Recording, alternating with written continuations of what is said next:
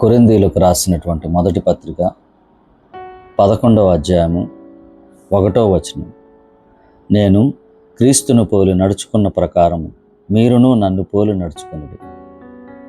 ఇక్కడ అపోస్తలుడైనటువంటి పౌలు ఏం చెబుతున్నాడు? తన దగ్గర ఉన్నటువంటి విశ్వాసులకి లేదా మనందరికీ, నేను క్రీస్తును పోలి నడుచుకున్నాను కాబట్టి నన్ను మీరు లేదా నన్ను పోలి నడుచుకోండి అని చెప్తున్నాడు.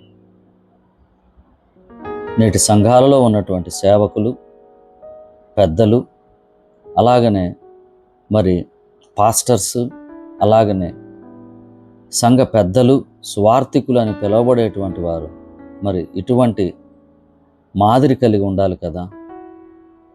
అనగా వారు ప్రభువును పోలి నడుచుకుంటుంటే, ఆ మాదిరి కలిగి ఉంటే మనము కూడా, విశ్వాసులైనటువంటి మనం కూడా వారి మాదిరిలో మనము వాక్యం యొక్క శక్తిని మనము పొందుకొని ఆ విధంగా మనం ఆ మార్గంలో వెళ్ళవలసిన వారమై ఉన్నాం కదా.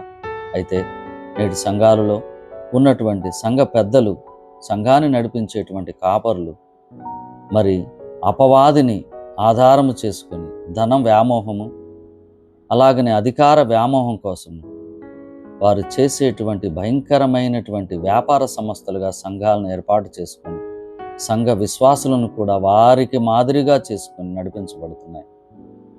ప్రేమైనటువంటి విశ్వాసీ సంఘమా, ఇకనైనా మేల్కొని ప్రభువుని ఆధారము చేసుకొని ఆయనను మాదిరి చేసుకొని మన జీవితాన్ని కొనసాగిద్దామా? జాగ్రత్త సుమా.